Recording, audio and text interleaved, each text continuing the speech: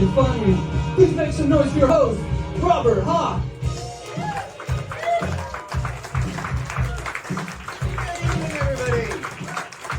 Good evening, everybody. Round of applause for David at the back of the room, making everything happen, everybody. Right on. Straight out of the gate, and I gotta say, we are in a fantastic venue tonight.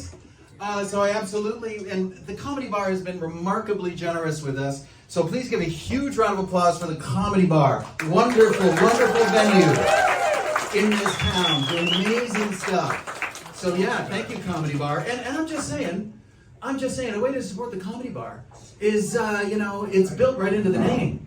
The word bar. So, later you can drink and it'll support them and it'll be good for us. So we are here tonight. Welcome everybody to Cancer Isn't Funny. Put on by our beautiful and wonderful friend, Ali Yu. Can we have a round of applause for Ali Yu? There is a lot of love in this room for Ali Yu, isn't there? Awesome. Now you might notice I'm not Ali Yu. Not even close. She could not be here tonight. She's feeling just a bit under the weather. But I was talking to her beforehand, and she said to me, she said, Rob, I know I'm not feeling great right now, but she literally said, the show must go on, and this is too big and too important, and I want it to happen. Because she really believes in the foundation, and she really wants to help raise funds, and that's why she is so thrilled that all of you are here. So let's give it up once again for Ali Yu, everybody.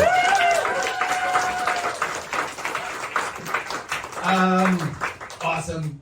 Now, this is, I love this show.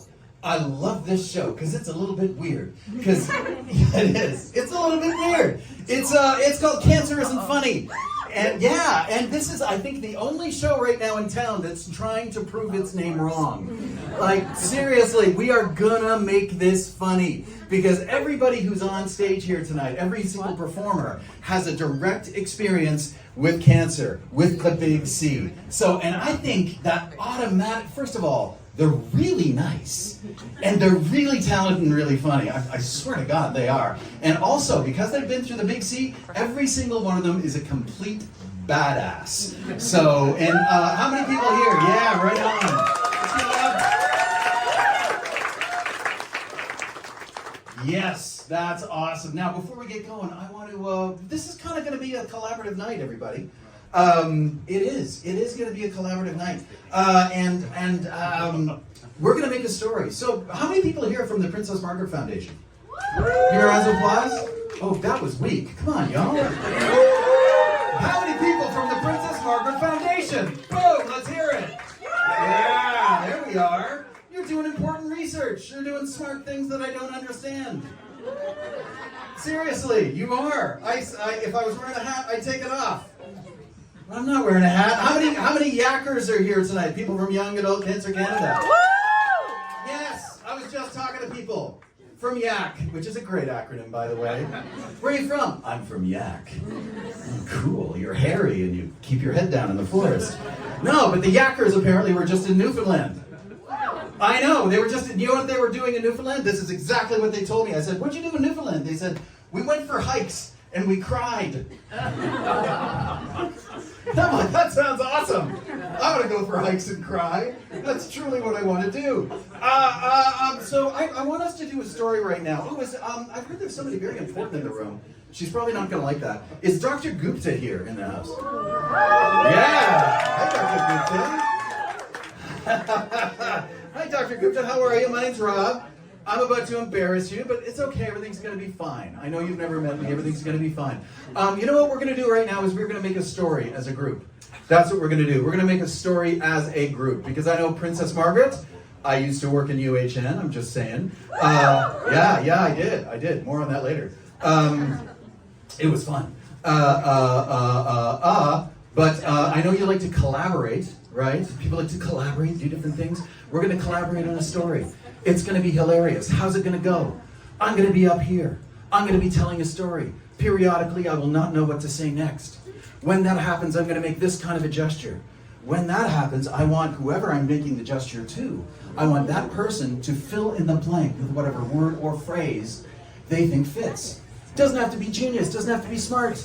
It's just whatever pops into your head, right? Could be anything. So, for instance, it might be like, you know what, I woke up this morning.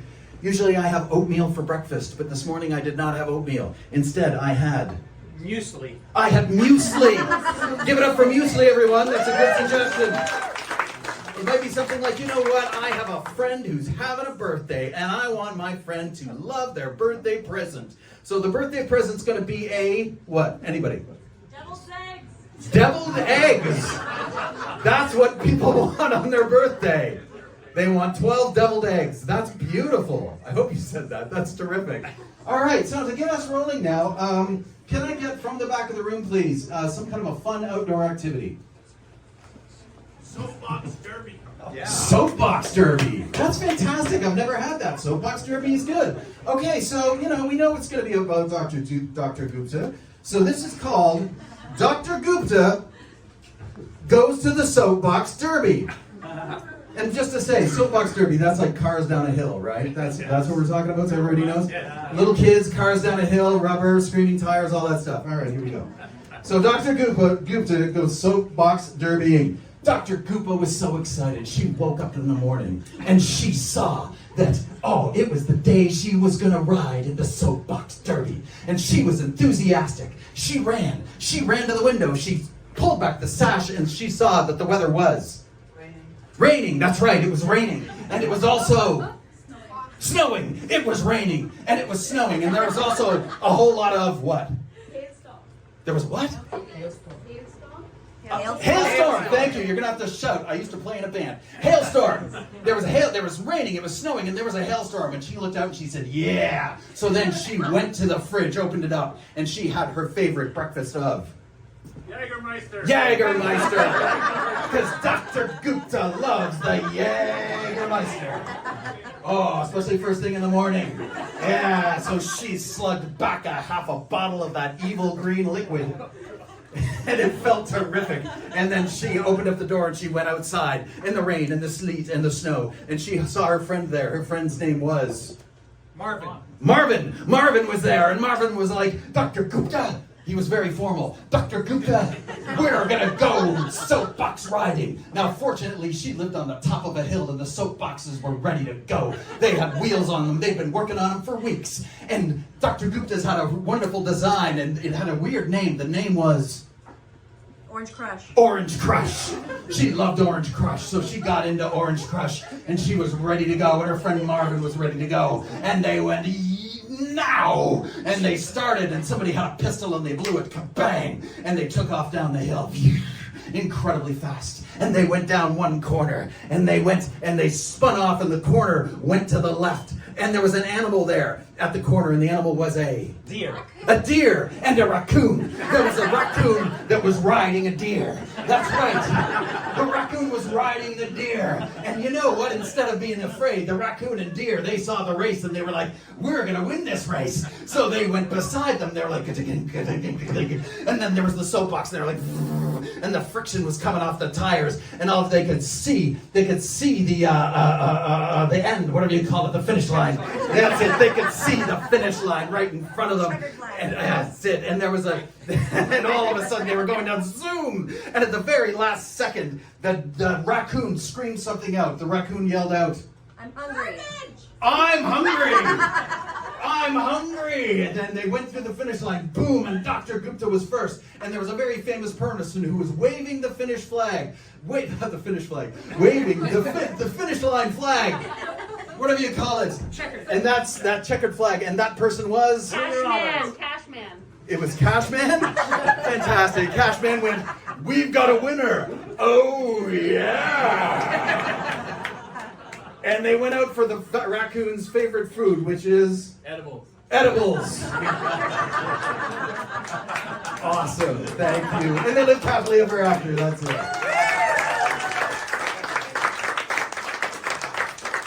So there you go, Dr. Gupta. Enjoy your Jägermeister and your edibles. Okay, it's time for me to bring up your first comedian of the night. And yeah, this is just such an awesome show, folks. I will tell you very briefly that I'm a thyroid cancer survivor myself. many years now. It's okay. Somebody said, oh, it's okay. I'm on the regular meds. I drink tons of coffee to stay awake. Seriously, coffee's your friend when you have thyroid. Yeah, but I gotta say, I used to work at UHN and did stuff for cancer patients and their families. And so I got to hang out with folks from Young Adult Cancer Canada and also the Princess Margaret folks. And it is a wonderful, beautiful, collaborative space. So we're so happy, and I know all the comedians are happy to be able to support what you do tonight. Our first guest tonight is a friend of mine. And he is a fantastic person. He is a stand-up. He is a comedian. He is a host. And I co-host an event with him called Health E-Matters, the Health E-Matters Conference, which is a really cool event. And he's also done a heck of a lot of work with Young Adult Cancer Canada. And he's also he's just a friggin' talented, awesome dude. Ladies and gentlemen, please give a very warm round of applause to Peter Linnaeus.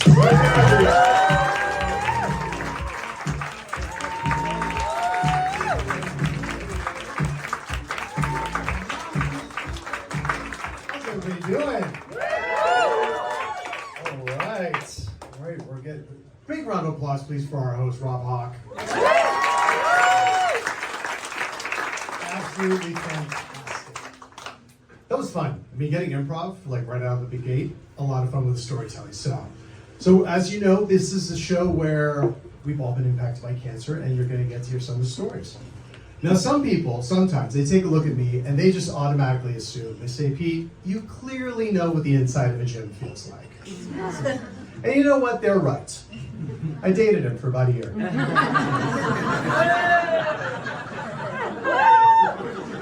Yeah, that's where it's going. Buckle up. Now, I like to consider myself a little bit of an undercover diversity comic, so hear me out. So I'm Greek, check. I'm gay, check. I'm a cancer survivor, check. You can guess what kind of cancer I had now, can't you? I'm so under the radar half the time, most conservatives think my pronouns are, sup bro. So my dad's family is Greek, and my mom's family is Macedonian Ukrainian.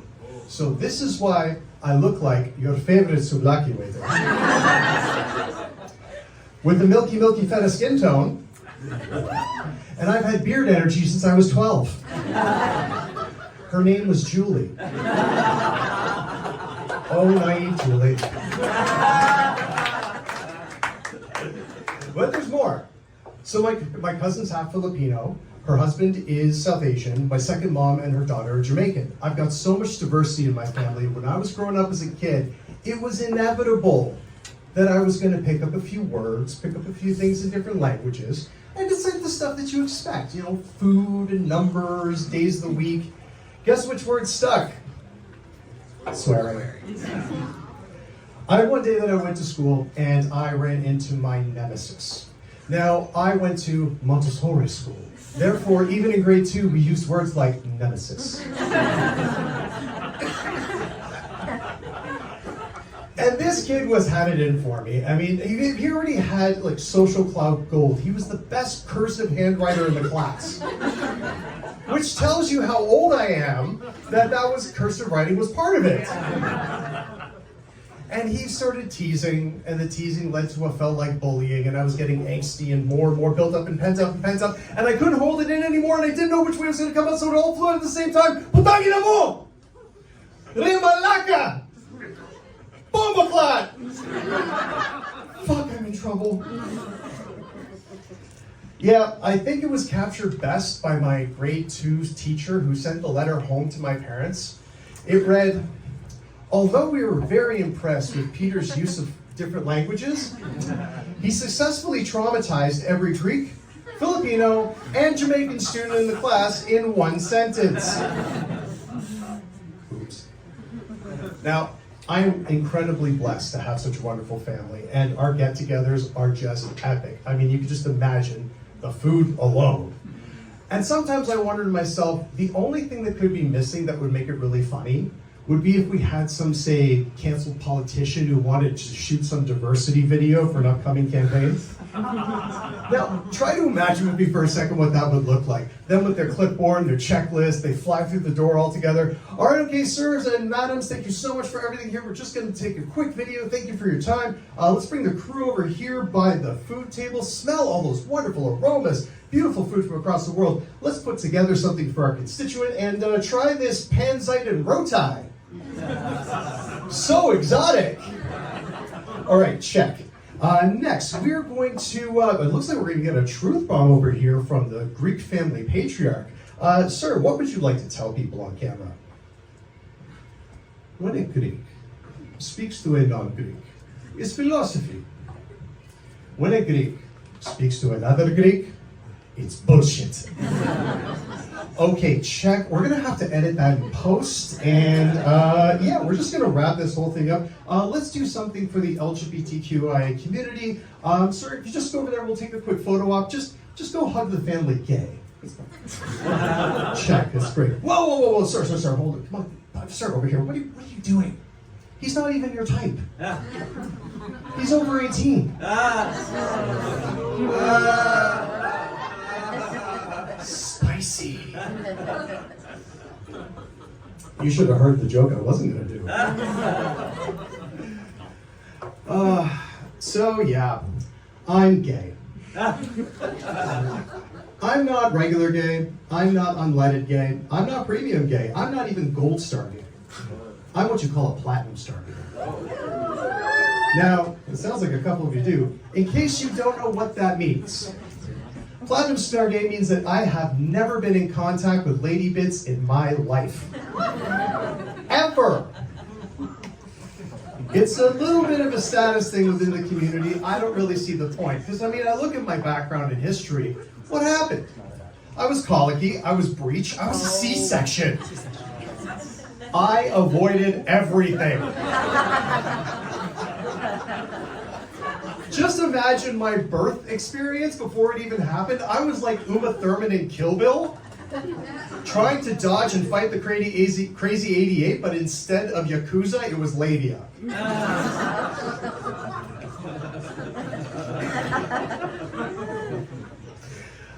I'm laughing over that because I want to give a big round of applause. I'm thinking to myself, how much my mom must have hated that joke. And she's in the audience right now.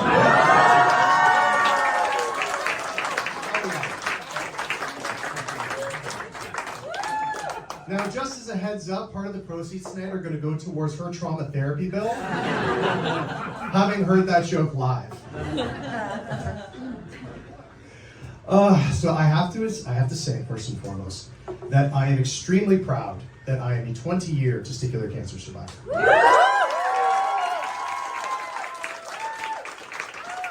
And just so you know, this is where the jokes get a little ballsy. That's right, I got diagnosed twice, at 26 and 29 years old. There's a 3% chance of that happening. It's like my nutsack at a clearance sale.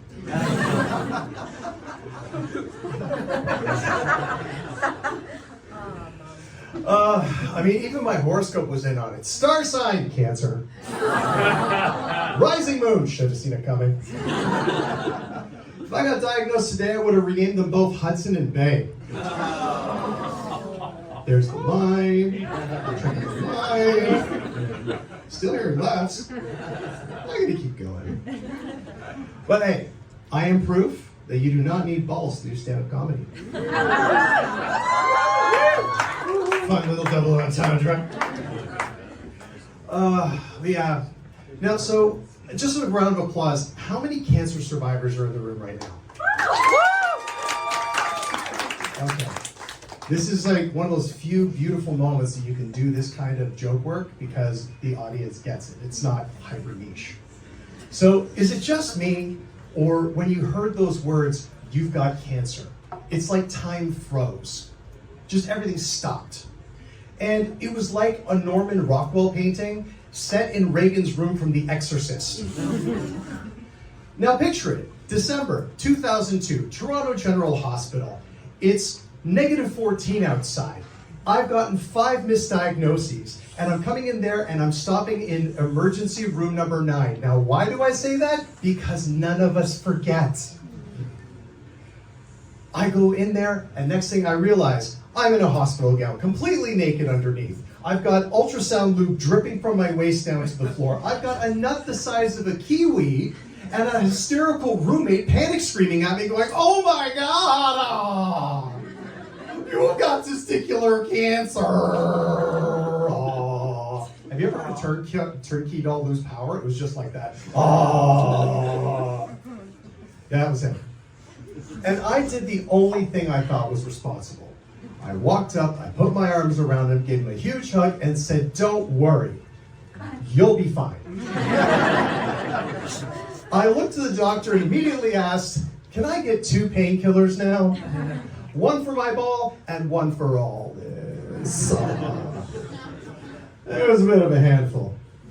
Now, I can only speak for the kind of treatment that I had, and I say in hindsight, chemotherapy was not fun. Contrary to what I heard.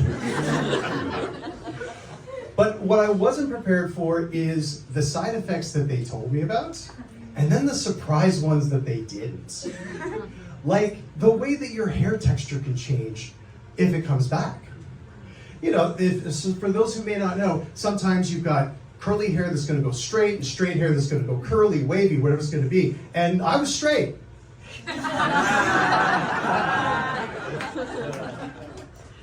Walked into that one. And I ended up getting curly blonde hair. Tight spiral perm. It was like I got permed and bleached from the inside. Try to imagine it was like Justin Timberlake, circa NSYNC. And when I was in the 90s, I would have done anything for that hair. Be careful what you wish for. Now, I got the option because the surgery happened, and it's called an orchiectomy. So when they remove one, and they present you with an option. They said, we can give you a prosthetic, or you can be a uniballer. Real term. And if you lose both, without prosthetics, you're a flatbagger. Insert trauma here. Thank you, psychosocial oncology, for helping me work through that. Fantastic. Oh, the team at PMH. So good. Oh, it's fun, all the flashbacks. So you end up going through all that surgery and all that experience, and I decided I was going to go with the silicone ones. And let me tell you, it wasn't half bad because it was kind of like I went to push-up bra town and it was always Speedo season. So it's good, right? It's okay. Now, mind you, if I was to do it again now, I think I might have made a different choice. Because in my head, I think, if you knew then what you knew now, so I'm thinking, all right, I want to be true to myself. I want to try and be strong about it. I need to make sure that I never lose myself. So I think I would have gotten Apple AirTags. Come on, ever since coming out as a cancer survivor, people keep telling me, you gotta find yourself. It's right there. I'm never gonna lose myself now. So yeah, surgery was fun, and oh, side effects. Yeah, there were some fun moments in there. But what was even more scary and fun in retrospect between the side effects and the surgeries was this idea of trying to date after cancer. Absolutely wild, crazy ride. And then on top of that, trying to go on the dating apps is even scarier because you're presenting yourself as you want to be your best self. And I'm thinking, I want to try and be authentic, but I also don't want to scare some dude off. Now, if you're connecting, because I feel like this is a safe space room and we're all pretty familiar with one another. All I can see is the front row and it's just pitch black beyond that without no exit sign. So you're all my longtime friends. If you end up finding someone on an app and they just want sex, then I have to think in the context, oh great, how am I going to explain the fact that I'm not going to make a porn star mess And it ends up more being like an empty sanitization hand bottle on its last pump. I mean, it was testicular cancer. So I thought I would do the responsible thing and I'd be kind of clever and cover my bases and set expectations in the profile heading. Naturally, I used slogans from the 1980s. I felt it was smart, so like, work with me here. I can't believe it's not nut butter. Almond Joy, but without the nuts. So I'm more of a Mounds bar. And my favorite one, Miller Lite. Tastes great, less filling.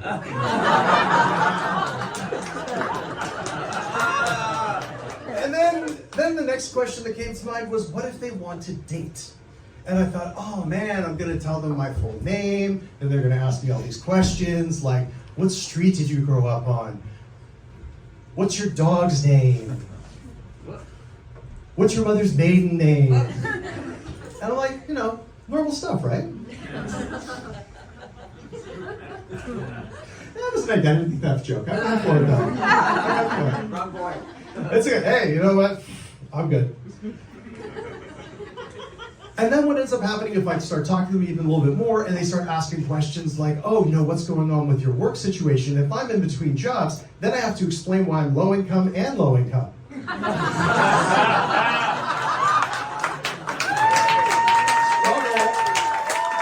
Struggle. But yeah, so, obviously since I lost both, I'm now on a hormone replacement therapy because I don't make testosterone anymore. And the segue in that is that I end up getting a needle in my ass once every 2 weeks for the rest of my life, which technically puts me in the category of gender-affirming care. So if I've learned anything from coming to terms with that experience is one important thing: protect the dolls.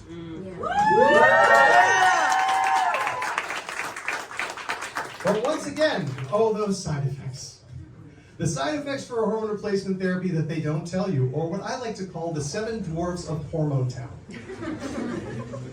I put that needle in, and within a span of 3 days, I can get a visit from happy, horny, satty, natty, hot flashy, cold sweaty, or my personal favorite, fucking irate.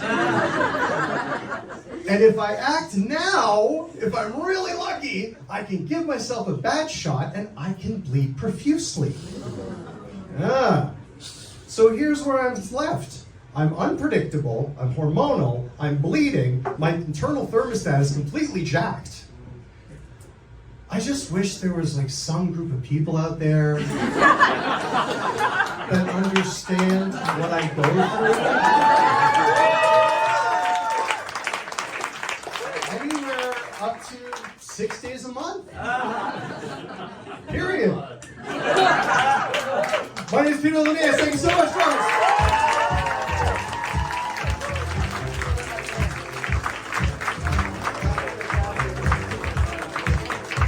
Ladies and gentlemen, give it up for Peter Linnaeus, everybody. That was awesome. That was fantastic. I loved it. I loved the dirtiness of it. It was beautiful. And can I call you Mrs. Linnaeus? Are you here?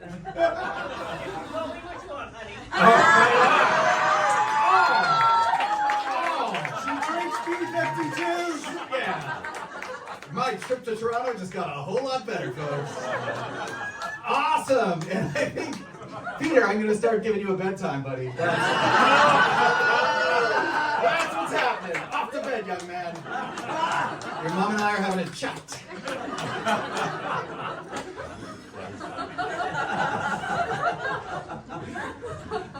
I was supposed to cut this short, but that was way too much fun. You know what, ladies and gentlemen, now I'm really excited because another performer's coming up, and she's fantastic. I just met her. She is a stand-up. She is a comedian. She writes. She's working on really cool ideas, even talking about them backstage. She's also, like many Canadian performers, done a home hardware commercial. Yeah, I fully respect that. I used to do that stuff. Damn straight. It pays the freaking bills. Her big one was, it was the, Shark Shovel. She shoveled snow for 12 hours during this shoot, which is a really cool thing. That's like so Canadian, it's ridiculous. She's, what else can I tell you? She loves naps, seriously. She told me that. She loves naps. She made a film about it. She made a film about how much she loves naps. I'm going to shut up so she can get her time. Ladies and gentlemen, please welcome Cari Haim.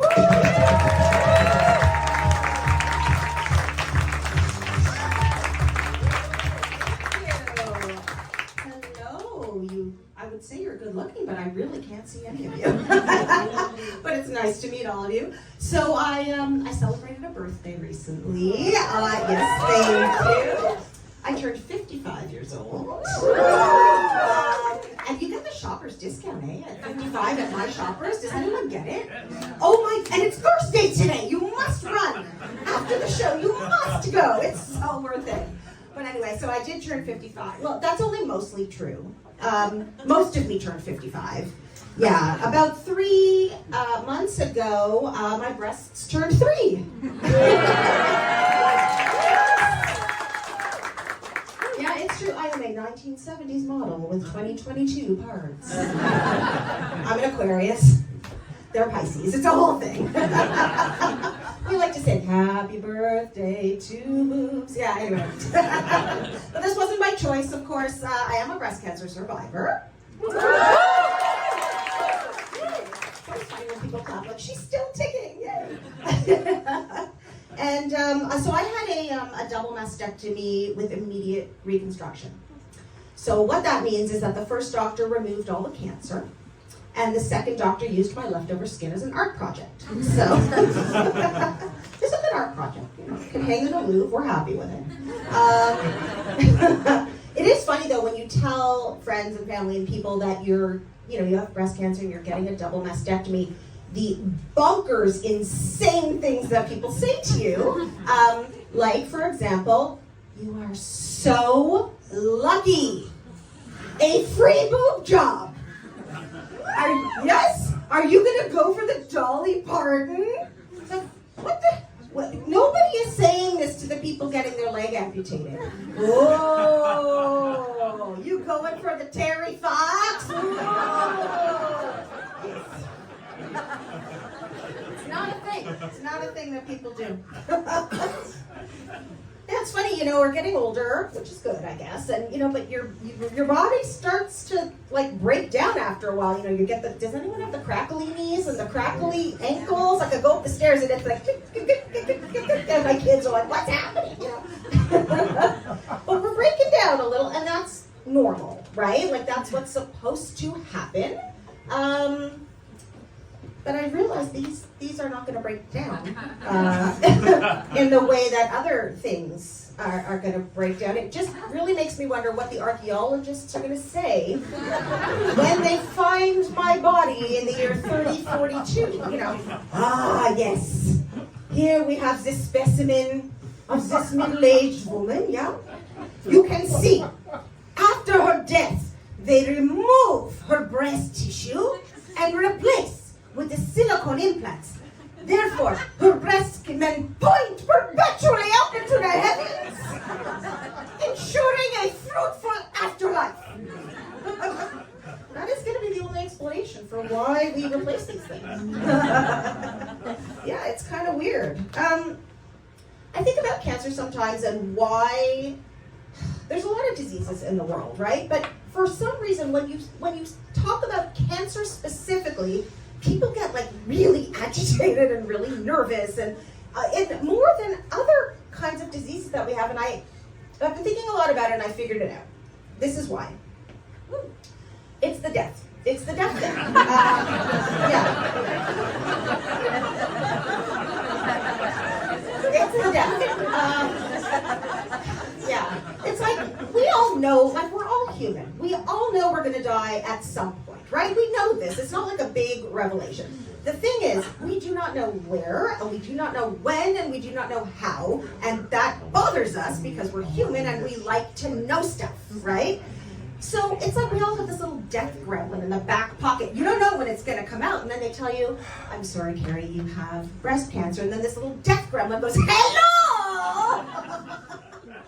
I'm coming to get you. Or maybe not. Maybe not. You might be okay. Or maybe, it can make you a little crazy. It can make you a little crazy. Yeah. I received a lot of advice as a cancer patient. Oh, by the way, did you guys know that everybody knows how to cure cancer? They're just keeping it a secret from the medical community.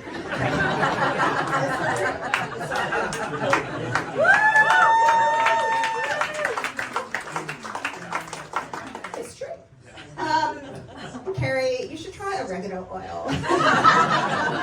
I mean, you'll smell like a pizza, but it's really effective. Cari, it's the sugar. Sugar causes cancer. Sugar feeds cancer. Didn't you know that? No, genius, I didn't know that. And now all I want to do is eat a giant chocolate cake just to test your theory. Who says these things? In addition to the very fancy double mastectomy that I have, I also participated in chemotherapy. Don't want to brag. Yeah. And we know the big selling feature of chemo is the hair loss, okay? And we knew that was going to happen. It sucked. I did the freezing thing, the capping thing, which in my case, it was because I didn't want to have permanent hair loss because the kind of chemo that I had, they said maybe. So I did lose my hair. It was whatever. It sucked, but it was fine. It's back. See? So I'm glad about that. But what was not in the brochure, and what no one told me, is that when they talk about hair loss, they talk about it means all the hair. Yeah. Not in the brochure? All the hair. All. Okay, people. I'm from the 70s, okay? We don't do this bald thing down here. So if there's any millennials in the audience who are doing that kind of thing, hats off, because the maintenance, I can't even imagine. Good for you. What also I didn't realize was the nose hair. Oh my gosh, you do not think about nose hair until you have no nose hair. It's like that dam that holds back the flood. I missed my nose hair so. Listen, this is what I want you to do. Tonight, you're gonna go home, you're gonna say, oh my God, that was such a fun comedy show. You're gonna go to the bathroom, you're gonna look up, well, so you won't have to look up, you just look straight, but everyone else, look up, and just thank your nose hair, because when you miss it, when it's gone, it's really a disaster. I'm just grateful it's in there now. Yeah. Let me think here. So one of the things that I really like to do during my cancer experience is freak people out. Because I was going through it anyway, and people freak out when they find out you have cancer. So one day I had just had my first chemo treatment, and once you get into it, you feel crappy, you look crappy, but I swear, after my very first chemo treatment, I looked amazing. Because it's poison, it's poisoning. I had not a blemish, okay? Glowing, I swear, I have pictures of this. I looked amazing. So I pull up, driving to my in-laws. They live in a condo building with a guy there, the security guy, and that day it was Gary. And I know it was Gary because he had a sign and it said Gary. But actually, the real reason I know it's Gary is because the first time I met Gary, I said, Gary, Carrie, we rhyme. And these are the things that make me happy. So anyway, I pull up and I tell him where I'm going. He goes, oh, hi, you haven't seen me in a while. He goes, you look amazing. What are you doing? And I went, cancer. And he's like, God forbid. He said, no, seriously, your skin, do you have a new skin regime or something? What are you doing? And I went, chemo. And he just lost his mind, this poor guy. I felt so bad for him, but it made me happy. I was sick. He would be fine. He recovered later. He felt horrible. It's like that thing when you say to somebody, how are you doing? They're like, actually, I've just been diagnosed with cancer. And you're like, oh my God, I shouldn't have asked that question. But of course you should have asked that question, because how are you supposed to know they were just diagnosed with cancer? Life is weird. Anyway, the one thing about this entire experience that made me cuckoo bananas was when people would say to me, "You are such a warrior.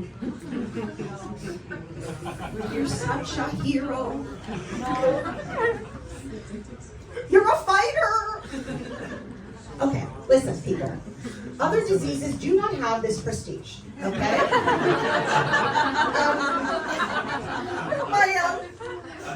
My sister, she's a chicken pox warrior.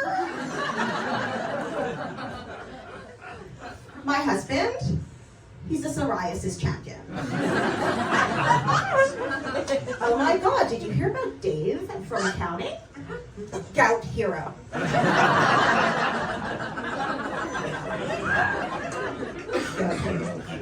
Anyway, friends, thank you so much for being here. My name is Cari Haim.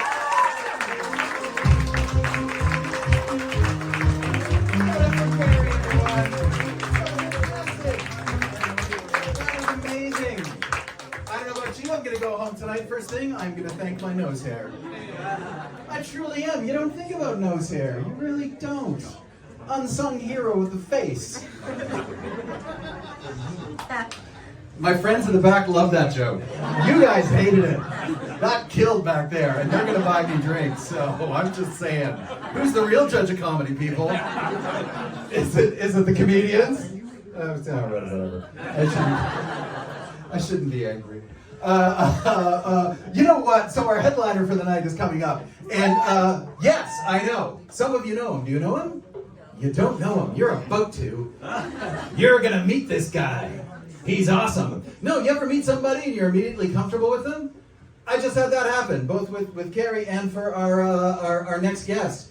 Yeah, just tons of positive energy, wonderful storytelling. He is a YouTube content creator with many thousands of views. You can go to his channel and you'll go, whoa, that's a lot of views. That's what I did. I truly did. I was like, damn, this is cool. Yeah, so he's really smart, really funny, very positive guy. Give it up, everyone, for Jacob Sharpe.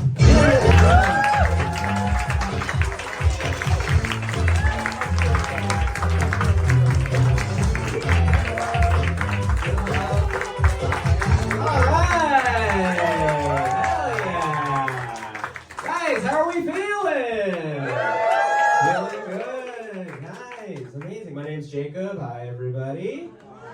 That was like a fun AA meeting. That was kind of nice. Hi Jacob. And then I say my cancer, germinal brain cancer, pretty cool. Yeah. Cool. Everyone's like, lame cancer, lame brain cancer. It's fun, man. You got any brain cancer people in the house? Fuck.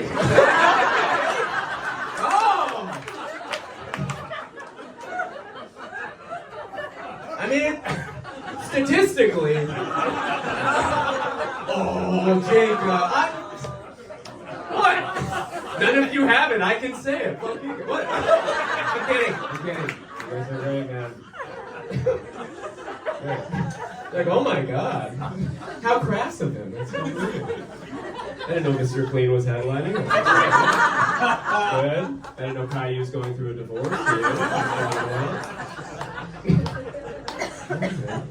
Guys, before I just wanted to say before I really get started, I just wanted to, can we give one more round of applause to Princess Margaret and all the wonderful staff, the doctors, everybody.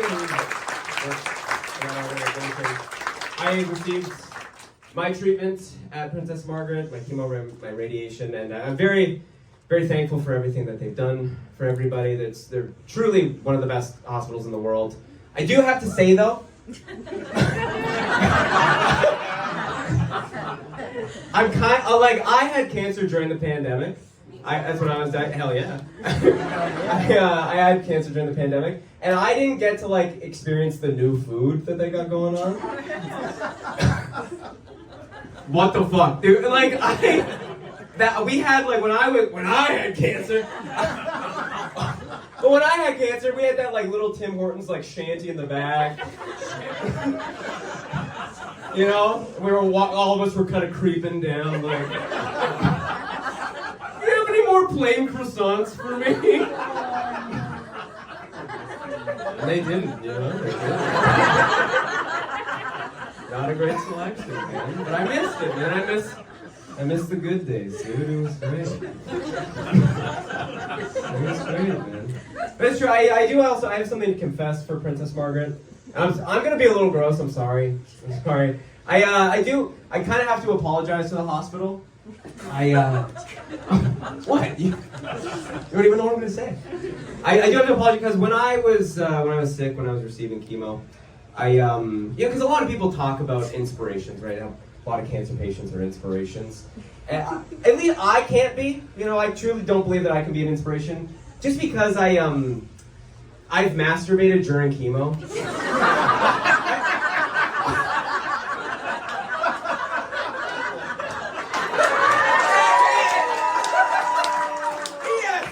Yes, haven't we all, right? Oh, and the best orgasm we've ever had, you know? You're like, that's my king? What the fuck? Dying's my king? Anyway. But I'm sorry, Princess Margaret, I'm sorry for doing that. And yes, you're right, that stain was me, I'm so sorry about that. I'll pick up the cleaning fees, I'm sorry. But in my defense, I was inpatient, right? I was inpatient chemo. I just want to be clear about that. I wasn't outpatient, right? I wasn't walking around the hospital like, walking up to other cancer patients like. Also, not this. Smaller. Because of the radiation, right? But it's true. I did do that. But I was inpatient, right? I was diagnosed during the lockdown, during the pandemic, so I was isolated. I had my own room. I had my own bathroom. And guys, you can only watch Lord of the Rings so many times, right?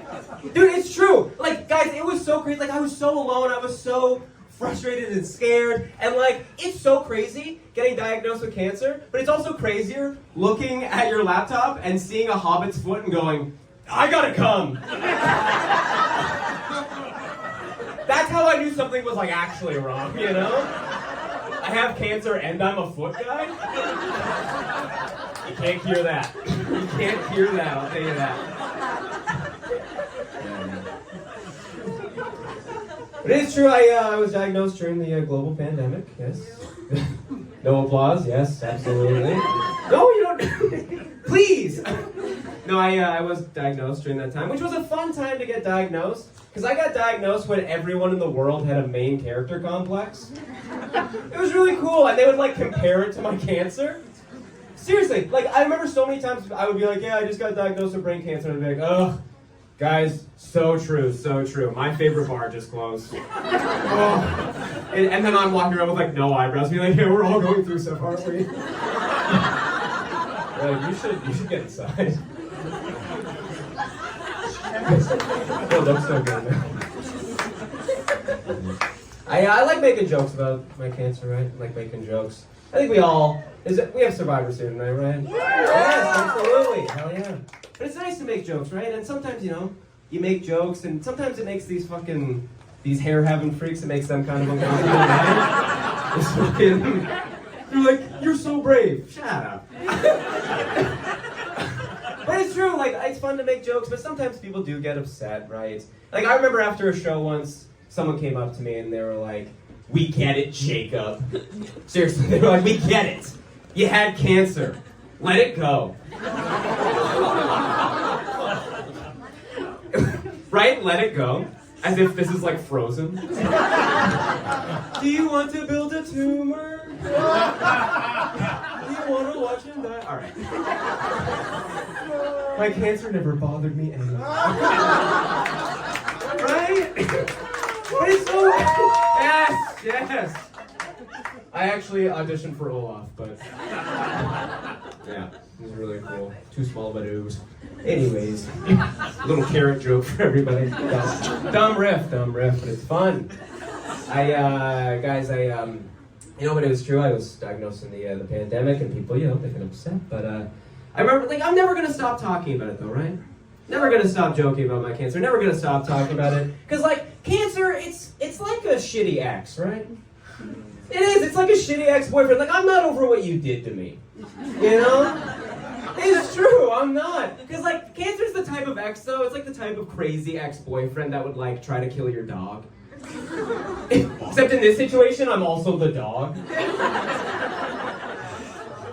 It's true, and, like, sometimes I would kind of justify, like, my cancer. Like, I would kind of start to like it. I would get comfy, but then, like, my oncologist would have to step in, and they would be like, Jacob, he's a bad guy. You know, it's a malignant tumor. And I'm like, well, he's only like that when he drinks. Okay? You don't know what he's like when we're alone. He doesn't yell that much. And I kind of miss him. Shut up. It's my cancer. I can miss it if I want to. Dude, I genuinely loved having cancer. Whatever. I did. Because when I had cancer, people cared. They did. People were texting me all the time, baking me pies. Dude, without cancer, I'm just a bald guy. No one texts me anymore. Guys, people used to see my bald head and they were like, "Aww, that man's dying." Now they see my bald head and they're like, "Aww, he thinks Tylenol causes autism." Aww. He does his own research. Ew. So I'm kind of sick of it, right? I'm kind of sick of being bald. Kind of sick of being a bald guy. Just because, like, I'm also just sick of, like, you know, meeting people as a bald person. And it's like, I can feel you hair-having motherfuckers, like, judging me. I can see it in people's eyes. They're always like, how political is he about to get, you know? How much is he going to complain about the woke left? But I'm not that type of bald guy, okay? I'm not like other bald guys. Pulling my scalp back. I'm not. Dude, I'm the type of bald guy who makes Darth Vader edits on TikTok. You know? Dude, I'm the type of bald guy who, like, shakes hands with both hands. I'm the type of bald guy, when I hear the specials at a restaurant, I look at the rest of the table and I'm like, ooh, should we? Just not a threat, you know? Just not a threat, man. I am getting sick of it. I'm getting sick of these bald freaks, man. It's because, like, these regular bald freaks, right? Because being cancer bald, that's, like, something to hold with pride. You know, okay, I'm sorry. You guys are kind of like, what? You hear everyone's buttholes closing. Oh my God. It's true, as a cancer patient, I kind of am like, I'm a little bit of these regular bald people, you know what I mean?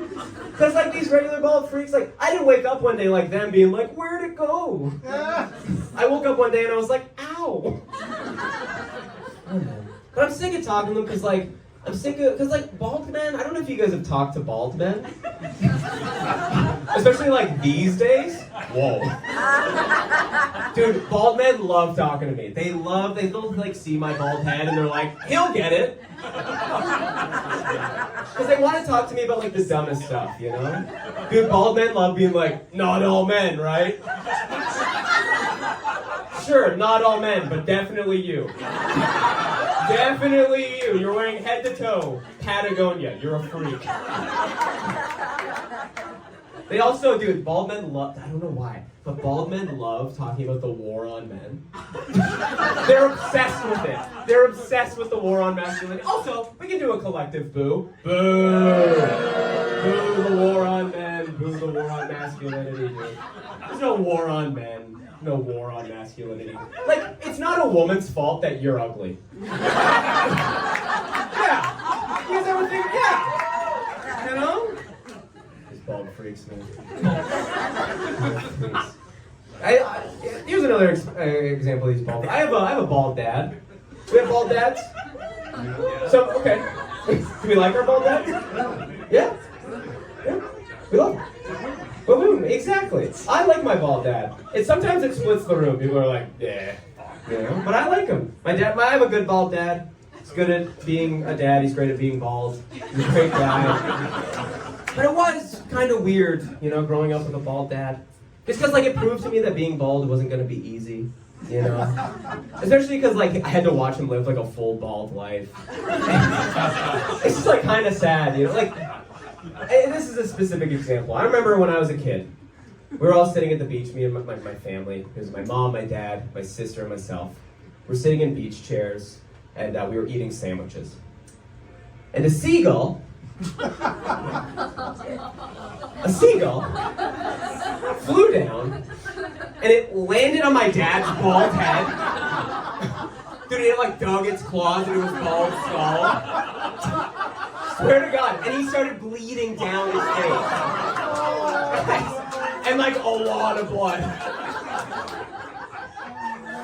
And then the bird took his sandwich and flew away.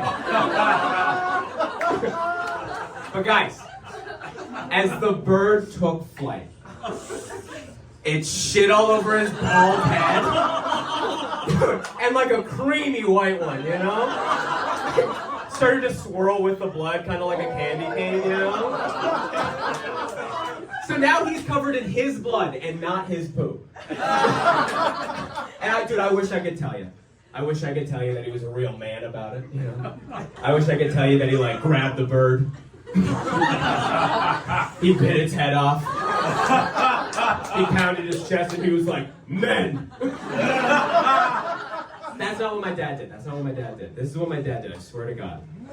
The bird landed on his head, took his sandwich, shit all over him. And my dad said,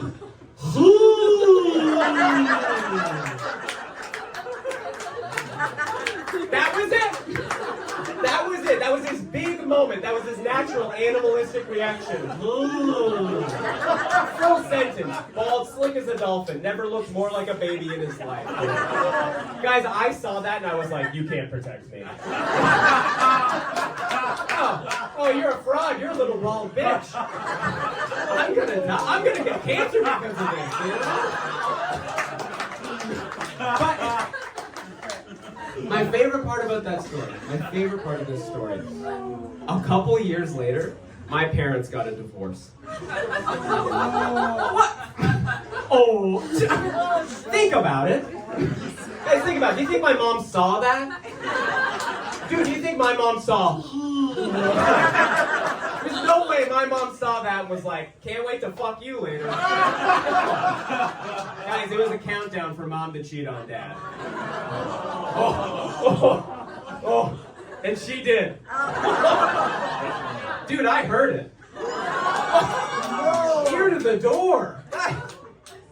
I can't wait to meet my new dad. She was having sex with that bird. Okay.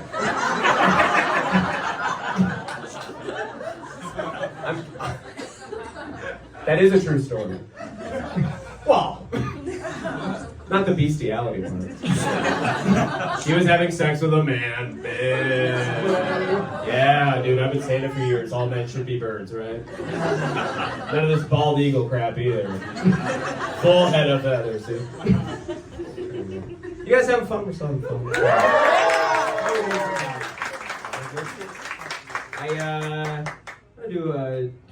What time are we sitting at? Dave, where are we sitting at? You got 4 minutes left. 4 minutes, let's do it. Hell yeah. Oh yeah. I'm going to tell you guys a little story. Well, should we do a choose your own adventure? Do you guys want to hear a story about divorce, or you guys want to hear about the worst day of my life during cancer? Oh.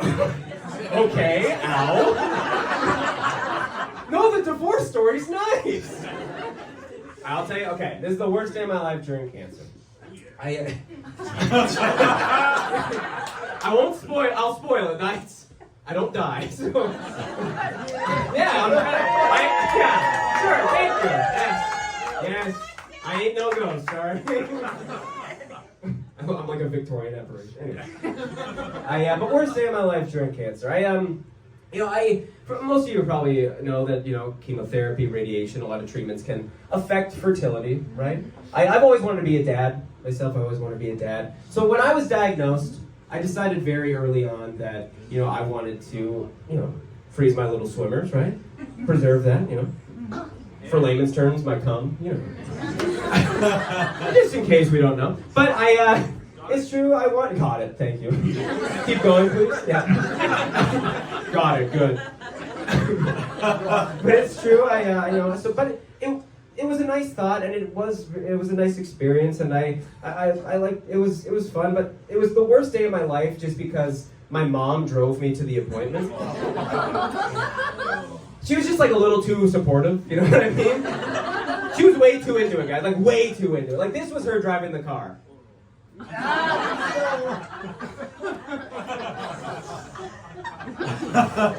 How are you feeling?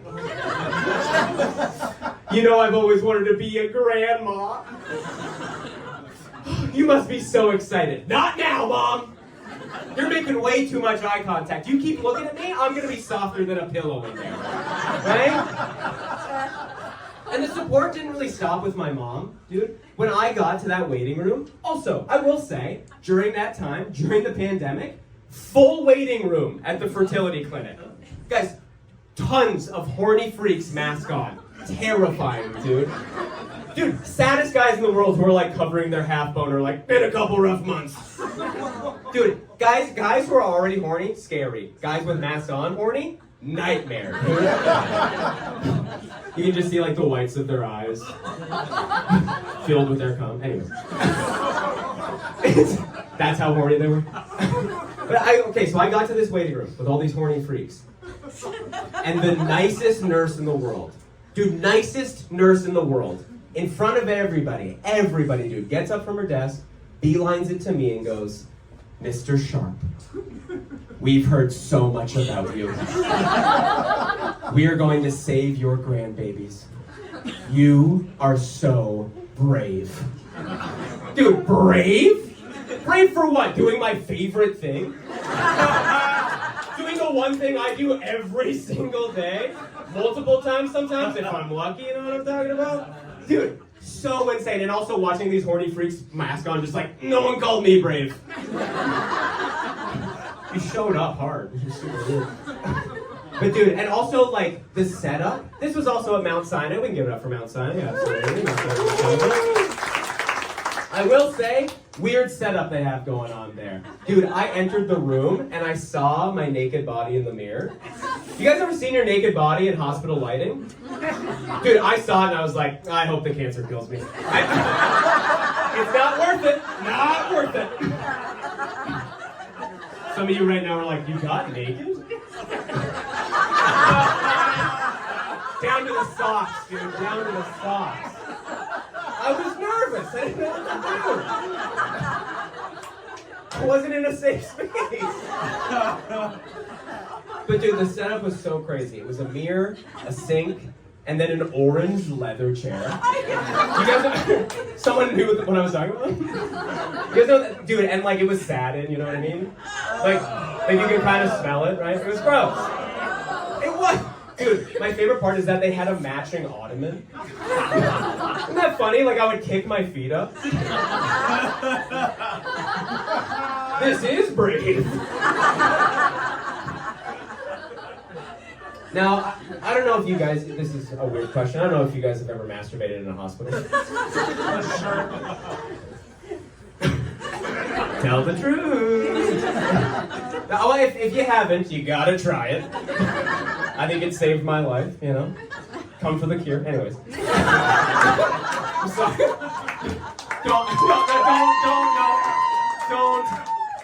Don't donate to that. So fun fact, you can't use hospital Wi-Fi to, watch dirty videos or watch porn. Sorry to Peter's mom, sorry. But you have to. But fun fact, I had to resort. I went old school and I had to use a DVD. Oh yeah. Do you guys want to know what DVD I had to use? Sure. Come on, you want to know what DVD I had to use? Yeah. Best MILFs, 1999. Yeah. You're familiar? I love it. It's a great year. Because I was really wondering, who were the best MILFs when I was 5 years old, right? But I got there. Hey, don't worry. I ain't no hero, but I ain't no inspiration. Two things happened after that that solidified that day as the worst day of my life. Number one, my mom still had to pick me up. And while she was waiting, she decided her baby boy is gonna be so tired from his big day. So she went to Tim Hortons, dude, and she got me a bagel and a chocolate milk. Right? Like it was halftime at a kid's soccer game. She might as well have walked in with orange slices, kicked the door down. Who's hungry? Second thing, also the bagel had like cream cheese on it. Easy, Mom. I know what I did. Easy. Second thing about that day. I had to wait, while my mom was getting me food, I had to wait for my sample. I had to sit there and wait, make sure it was a good batch, and in front of everybody, dude, still in this full waiting room with all these horny freaks.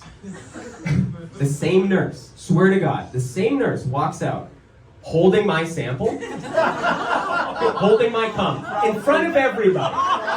Swear to God, in front of all these horny freaks, she goes, "Mr. Sharpe, you should be so proud. There's so much." Right? Isn't that fucking crazy? Dude, I thought she was gonna like take it and throw it at the wall. Just so it would drip down reading Best Cum 2020. But guys, there is a silver lining. There is a silver lining, If I do become a father, right? I'm sure most of you are like, please don't. And if I become a dad, hopefully one day I have kids and they're like, "Papa." You guys know how kids are, right? "Papa! Papa! Tell us about how we were made, Papa! Tell us about how we came to be, Papa." Hopefully I'll get to kneel down, look them dead in the eye and go, "Well, kids, it all starts in the year 1999. Thank you so much, guys. Thank you very much. Give it up to your comedians, give it up to Rob, give it up to Peter, give it up to Cari, give it up to Alex, give it up to Ladies and gentlemen, Jacob Sharpe, everybody. That was fantastic. I gotta say, I have an absolute ton of respect for anybody who can manage to masturbate during chemotherapy. That is the most impressive thing. You know what? Everybody, please come back on stage, because everybody wants to see you again. That's just the sound of life.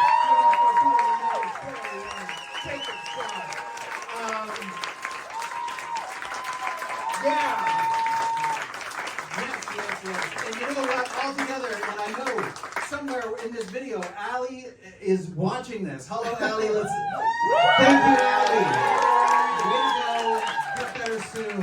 We all had a fantastic night. By the way, everybody from Yak, if you are involved in helping people in healthcare or in any way doing anything with people who are going through cancer, us and our families, we want to say thank you. So deeply. Thank you so much. We really appreciate it. Thank you, Comedy Bar. Thank you, Princess Margaret Foundation. Have a wonderful